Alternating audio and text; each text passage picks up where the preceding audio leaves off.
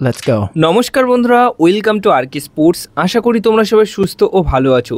বেশ কিছু transfer related update কিন্তু আজকের এই ভিডিওতে শেয়ার করার আছে, সেক্ষেত্রে একটু স্কিপ না করে এই ভিডিওটা শেষ অবধি দেখতে থাকো। আর যারা এই চ্যানেলে প্রথমবারের মতো এসেছো তারা চ্যানেলটাকে সাবস্ক্রাইব করে রেখো, আর যারা এই চ্যানেলটাকে সাবস্ক্রাইব করে রেখেছো তাদের অসংখ্য ধন্যবাদ। ভিডিওতে লাইক করে দিও। তো প্রথমেই যে খবরটা শেয়ার করব সেটা হচ্ছে বিদেশি কিছু প্লেয়ারকে নিয়ে আপডেট শেয়ার করি, তারপর মোহনবাগান দলের ট্রান্সফার নিয়ে আপডেট শেয়ার করব। তো বিদেশি প্লেয়ারের মধ্যে আইএসএলের খুবই পরিচিত একটা প্লেয়ার, খুবই ভালো এবং সেরা ফুটবলার, পছন্দের ফুটবলার পুলগা ভিদা। এই ফুটবলারটিকে অফিসিয়ালভাবে পাঞ্জাব এফসি দল ছেড়ে দিয়েছে। তো এখন কিন্তু এই ফুটবলারটি পুরো ফ্রি প্লেয়ার, তাই এই ফুটবলারটিকে দলে নেবার জন্য আইএসএলের একটি ক্লাব কথাবার্তা বলছে এবং ইন্দোনেশিয়ার কিছু ক্লাব তার সাথে কথাবার্তা বলছে। মোট কথা আইএসএলের একটি ক্লাবের অফার তার কাছে রয়েছে এবং ইন্দোনেশিয়ার কিছু ক্লাবের অফার রয়েছে, কথাবার্তা চলছে। যদি তিনি মনে করেন আইএসএলে খেলবে, তাহলে আইএসএলের যে ক্লাবের সাথে তার কথাবার্তা হচ্ছে সেই ক্লাবে সই করে নিতে পারে।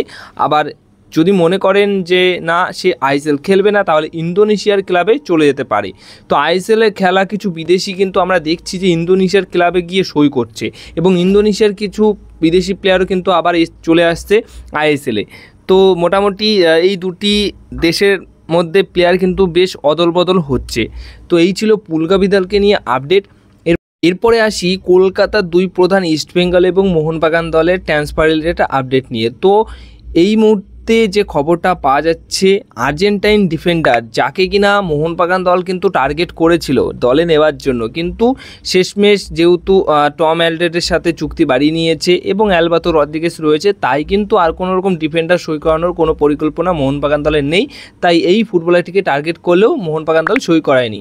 26 বছর বয়সী আর্জেন্টাইন সেন্টার ব্যাক পজিশনের ফুটবলার, সেই ফুটবলারটির নাম হচ্ছেন কেভিন সিবিলি। এই ফুটবলারটিকে সই করিয়ে নিয়েছে ইস্টবেঙ্গল এফসি দল। 3,20,00,000 টাকা মার্কেট ভ্যালু রয়েছে। তো এই ফুটবলারটিকে এবার খেলতে দেখা যাবে ইস্টবেঙ্গল এফসি দলের জার্সি গায়ে। হ্যাঁ, মোহনবাগান দলের টার্গেট লিস্টে কিন্তু এই ফুটবলারটি ছিল, কিন্তু শেষমেশ এই ফুটবলারটিকে আইএসএলে খেলতে দেখা যাবে ইস্টবেঙ্গল এফসি দলের জার্সি গায়ে এবং ইস্টবেঙ্গল এফসি দল তাকে কিন্তু সই করিয়ে নিয়েছে।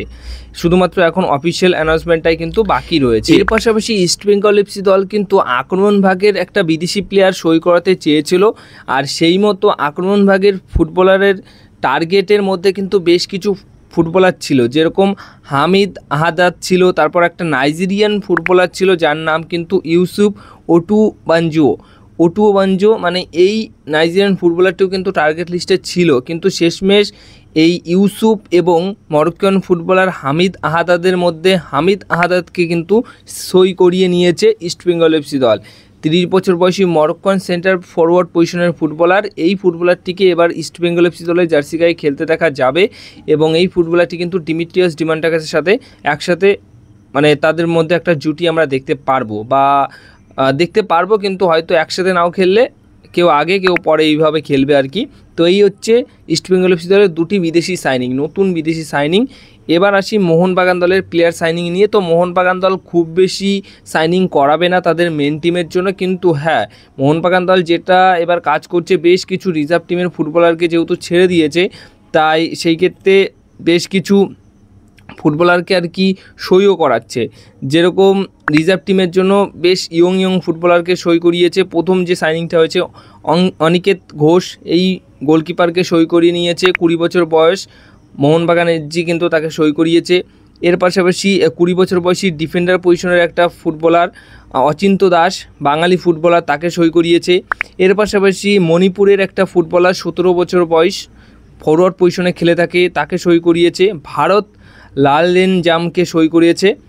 এর পাশাপাশি একটা কেরালার ফুটবলারকে সই করিয়েছে, কেরালার ডিফেন্ডার পজিশনের ফুটবলার, 20 বছর বয়স, মোহাম্মদ বিলাল সিবিকে কিন্তু সই করিয়েছে। মোট 4টে সাইনিং নতুন হয়েছে এবং আরও কিছু সাইনিং যেগুলো হয়েছে, যেগুলো আগে তোমাদেরকে জানিয়েছি এবং যাদেরকে ছেড়েছে তাদের কথাও তোমাদেরকে বলেছি। তো নতুন সাইনিংয়ের মধ্যে এই 4টি সাইনিং হয়েছে। এরাই কিন্তু, মানে সবাই না হলেও রিজার্ভ টিমের কিছু ফুটবলার তো মেন টিমে প্রমোট হবেই। যেরকম আমরা একদম পাকাপোক্ত বলতে পারি এখন যে